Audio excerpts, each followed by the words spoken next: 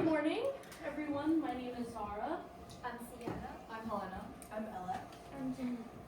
So today we're going to be exploring joy and the media. So as we are going through the digital age, we've learned many ancient perspectives of joy and how they develop through time now. But now we really want to talk about the digital age, because we use our computers, we use social media, we watch movies, so we really want to know how is joy being presented in those areas. So our table of contents are, since we have a large group of members, we decided to divide the project. So our first topic that we're going to talk about here is joy in social media. So in this area, we really want to see the authenticity of joy in social media when you're scrolling through TikTok, on Instagram, on YouTube. When people post something joyful, oh, I'm going to the Bahamas, and I'm going to live there permanently. Is that really authentic joy, or are you just doing that to please the audience? And then our next thing is joy in films. So would you like to talk about that? Okay, so our half of the group will be doing joy in films, and we each have a sub topic. So for example, mine is talking about authenticity of joy in movies, and I'm going to talk about the visuals in movies as well as the sound. And also in our survey, we actually found something interesting, which is just a head start. Like, people actually don't find authenticity that much linked to joy when compared to other things. Yeah, and my sector of joy in films that I want to really get into is how naive, like the idea is, can joy be naively perceived in film? Yeah, and my section is about emotional pairing with joy in movies. So like how filmmakers manipulate audiences' emotions. Okay, so this project, for our project, we examined how joy is portrayed across two major forms of media, so social media platforms and film and television, with the purpose of understanding how these representations shape the public's interpretation of joy. So we created a Google form to understand this, and I hope some of y'all did the form. And media forms are widely consumed and highly influential, as I mentioned before. And within our main demographic, which is NYU students and people aged 16 through 21 years old. And in this study also, we did a qualitative review, so we used our Google Forms and the data, and we also did a qualitative review using movie interpretations and also looking through Instagram and seeing some posts that were considered joyful as well, with a deeper understanding of how joy is represented. Yeah, and that really moves us forward to the overall research question that we all collectively kind of decided that would kind of encompass both our perspective on social media and film. And that question is, how does media reshape what joy looks, feels, and means in the digital age? And what happens to our understanding of joy when film and social media platforms both construct and circumvent it? So for the social media part, to begin with, we wanted to understand joy in the context where our age group actually experiences and expresses emotions now, which is social media. And on platforms like Instagram, joy doesn't just stay internal. It becomes something visible and shareable. And people can filter it, caption it, decorate it, and present it in the way they want others to see it. And that already tells us that joy online isn't only about feeling, it's also about showing. And another reason we looked at social media is that positive posts get a lot of engagement. So likes and comments and shares, they create a kind of public validation that can shape how people decide to present joyful moments. And of course, algorithms play a quite powerful role, and they push certain aesthetics and emotional styles to the top, which affects what joy even looks like on screen. So studying social media helps us see how digital environments influence both the meaning and performance of joy. And so this idea led us to two guiding questions. And the first one is joy personal, social, or both? question helps us think beyond psychology. It encourages us to look at how culture, relationships, and the media environment shape the emotions we experience. And our second question is, when joy is shared online, does it remain authentic? And this brings up topics like performance, self-presentation, and emotional honesty in digital spaces. Together, the two questions give us a framework for looking at joy not as a fixed feeling, but as something affected by the media we participate in. Okay, so this is my forte now. So I did the qualitative data analysis. So in our data collection, we created, as I mentioned before, a Google form to understand how people experience joy in social media and also movies. But in this part, we'll be using it for social media. And in our grand total is 26 responses. Unfortunately, we didn't get to 30. I wanted 30, but it's okay. But with most of our participants hailing from the NYU community, along with the 5 boroughs and around New York State as well, our sample was very consistent with age. 25 out of our 26 respondents were between the ages 16 to 21. So our findings will be reflecting late teens and young adults. And in terms of platforms, 24 out of our 26 respondents use Instagram as their primary form of social media. So many of our findings will be through the lens of Instagram. And the survey asked about, number 1, how authentic people believe joyful posts are. Number 2, how they react seeing joy-related content. And then number 3, whether they view joy on social media as personal or communal. And in addition to Google Form, as I mentioned before, we created a Google Sheet where each member of our group took 3 or 4 joyful posts that they found on their Instagram feed, and we did a thorough analysis on those posts as well. So this is our correlations. So some questions I used are question 6, does sharing your own joy change that experience of that joy, which is figure 1 over here. And then question 7, is joy still personal when shared online, so figure 2. So this slide looks at how sharing joy online affects both the experience and whether it still feels personal and afterward. So we see that 11.5 of respondents, so over here, feel that sharing joy makes the experience less personal, while 26.9% feel that it makes the experience stronger. So this suggests that for many people, sharing joy online can actually enhance or preserve the moment, the intensity of the moment. But at the same time as well, when asked if joy is personal when shared, the group is split over here. So 57% of respondents believe that joy remains personal when you do share it online, but 26.9% of respondents do feel that sharing that it is 42.3% feel that it doesn't stay as personal as well. I will fix the data. Yeah.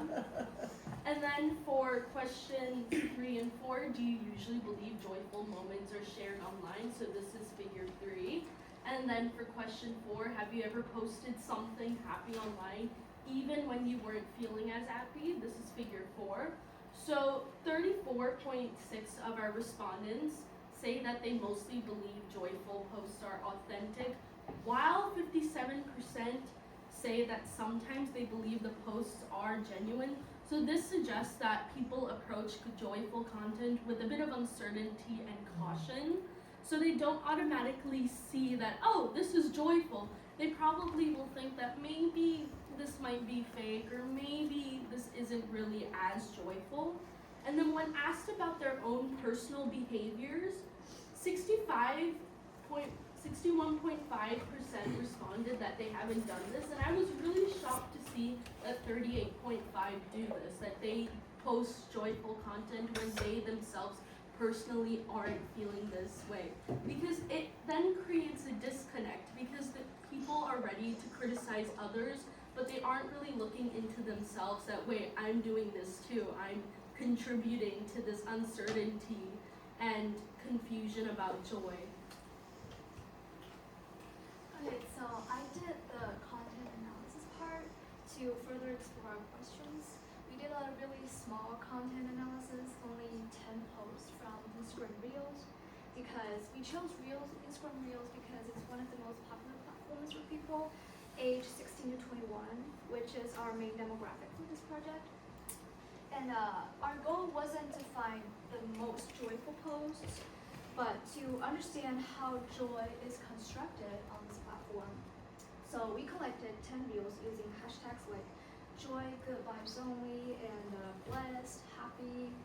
And these clips gave us a pretty wide range of joyful expressions, including funny moments, friendship edits, nature clips, trends, and even unexpectedly, we found one AI-generated toddler video, which we only found out later.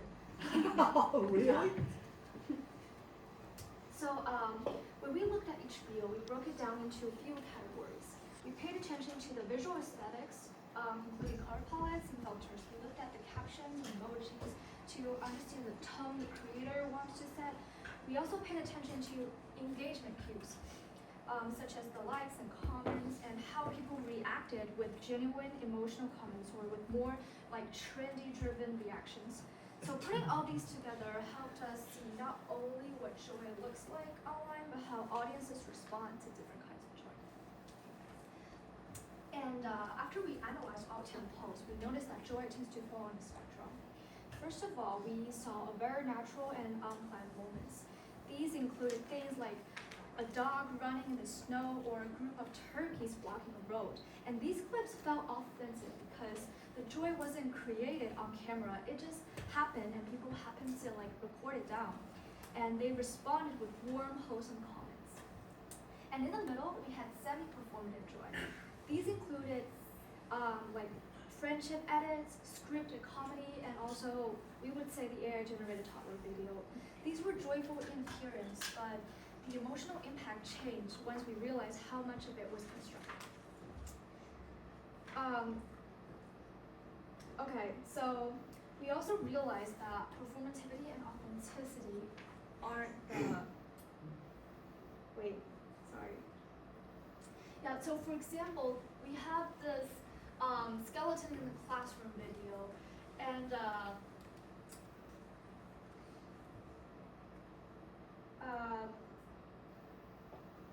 yeah, so these moments are filmed, and it may seem a pretty random moment, but it's like intentionally constructed and captured with specific music to make a certain emotion and kind of constructed joy.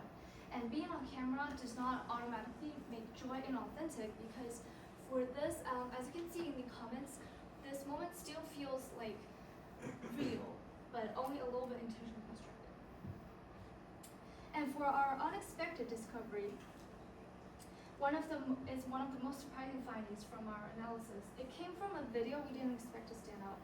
And it was a toddler video, like a reel of a toddler covered in flour and giggling while two dogs sat beside her. And at the end, there's a golden retriever sneezes and a puff of flour shoots into the air, which makes the baby smile even harder. And visually, it looks wholesome, cute, and emotionally warm, and which is the kind of video that would normally melt people's hearts. But as we go through the comment section, we realized that people started pointing out like a clip was generated by AI, and the flower movements was slightly off, and the toddler's expressions didn't fully match the natural motion. And once we realized that it wasn't real, our own emotional response dropped almost immediately. And this revealed a gap between what we see and what we feel. And something can look joyful on the surface, but the moment we know it's artificial, the emotional impact changes. And joy becomes harder to connect with when it's not grounded in genuine human experiences. And this also brings up a bigger question for us. Can AI ever create real emotional response, or does joy require some level of shared human authenticity for it to feel meaningful? And this part of our finding is something we found especially interesting and worth exploring further in this project. And this is just a summary of all the points we discussed. Now moving on to joy portrayed in films and movies. And I promise to make this short. And why exactly are we exploring films and movies specifically for this sense of joy believe that in my experience with films, and I hope a lot of with yours, it's almost a great relief of having this ability to be able to get joy in a way that isn't almost packaged and isn't almost felt of express of like instant dopamine, but a long, prolonged, being able to sit there and sit with the character's journey and kind of build your own understanding of what they might be going through. And through that perspective, I feel like film builds in a way that feels intense, and through the storytelling, visuals, sounds, and also pacing of the movies, it constructs joy rather than just explicitly showing it, like how posts do oftentimes. And studying films strengthens our critical thinking because we learn to notice these symbolisms, colors, and emotional cues instead of taking them for face value. And movies can also often feel like slow and immense in yourself. And I think the most important part also is the fact that in films, oftentimes we not only like put ourselves in other people's shoes, but we also kind of expose ourselves to a diverse perspective and emotional style that we otherwise would not be able to get. And so that kind of brings me into my sector of exploring joy in films, and it goes into Inside Out. I hope most of you guys have read it, but just or have watched it, but just a short recap of it. But it's basically where the four emotions and how joy kind of tries to control Riley's emotion at the first movie, and just focusing on her trying to be happy, and how that kind of reveals an almost unrealistic expectation that is. And we kind of see that being explored in the movie, and seeing how even in films today, we don't see a lot of just, oh, I get this and I'm become magically happy. It's a buildup of intensity of different emotions piling up together in order to execute all together into bringing something more immense than just one particular emotion. And I think that sector itself is something really interesting that I hope my other teammates will go further into. And this is also one of the questions that I asked from the survey, and it's on a scale of 1 to 10, how often do you experience a sense of simple, like naiveness in movies? And I'm happy to see that most people agree that not so much we see it nowadays than we maybe did see it when we were like a kid and watching Tom and Jerry, for example. Okay, so getting into visual form and authenticity of joy, due to time, I'm not gonna explain all of this, but what we want to mention as a group first is what's different about a film and social media is for social media, we kind of want to find relationship with the people who post, so we really want it to be real to feel joy. But for film, at the start, we kind of know for most films that there's a sense of not fakeness, but it's like a made up story. So people tend not to focus that much on how much it is real, but more on how much we can feel on the characters and how much we can portray their joy and relate to their joy. So these are some film aesthetic ways of analysis, and I want to mainly focus on dolly and angle. So why we decide to put them together is because dolly is when the angle falls with the character. So basically this pulls their bodily experience of joy, while like high and low angles can position that joy in terms of status and power. So I think most techniques only used together can create a sense of joy or make us feel joy. This is a video of Spirited Away, but since we don't have time, I won't show it. So basically, You can show a little tiny bit of it. okay.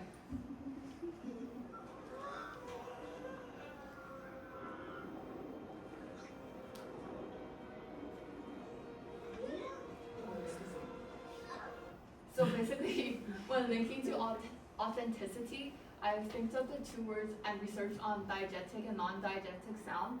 Diegetic is basically what's inside the scene, and which is again linked to authenticity of making it feel real. And non-diegetic music is more like the score or theme, whether it's major or minor scale. But what is interesting is only if the two works together, it can bring us the sense of joy, because you need to be drawn into the scene while also your emotion, just as Ella said, is built up by the non-diegetic aesthetics of the music. Okay, so this is the theoretical lenses. Just to say what is interesting is as you can see, the aesthetics part was really small, while the big emotion and the quiet subtle movements are really large. So our survey results actually show that quiet moments are actually equally important as big moments, while like purely aesthetic joy is least selected. So this suggests that while style can matter, audience also value smaller, more subtle forms of joy that feel like closer to everyday experience. And here are some readings that we linked. And what we want to highlight is emotional labor is when people have to manage perform certain feelings as part of their job, which can be linked to cinema, where like it's a collective joy where everyone watches the movie together. So people might fake joy is what we want to emphasize here. We've only got a couple of minutes, so have you got enough to, because your presentation has been fantastic, but we've sort of soaken into the time. Okay, so based on the data on this page, I think that films make these joys feel real mainly in three ways. First, choice of movie topics. Like for example, a character reconciling with parents is a situation that could happen to people, and it's easier for audiences to project themselves into the story. Second is the structure of movies. Like we move with the characters through the plot in the movie. The final joyful moment is something we arrive at, not something randomly thrown at us. And the third one is emotional build-up and catharsis. Joy hits harder when it comes after a tension and difficulty.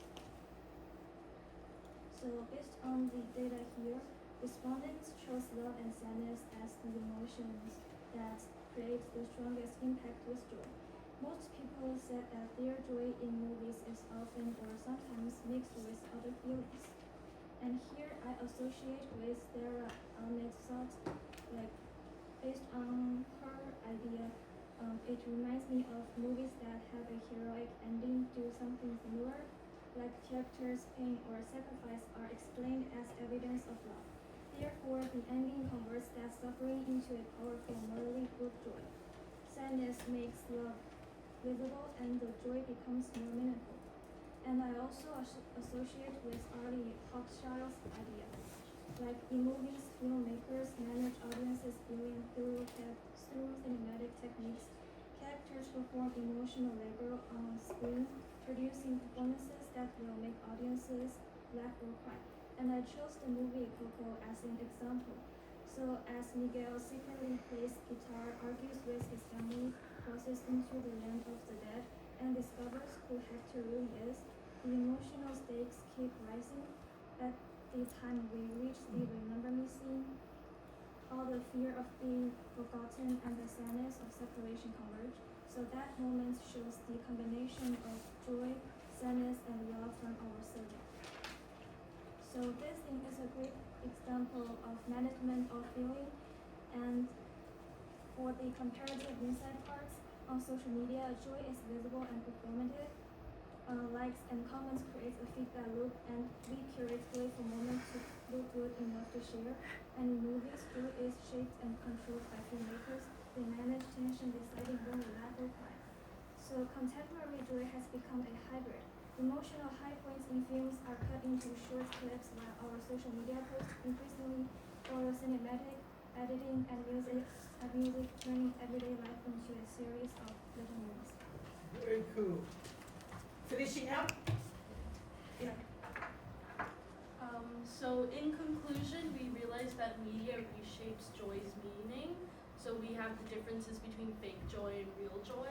And then joy is not only internal, as we mentioned before and as we've seen in the previous presentations, it circulates socially, it's becoming something that's more communal.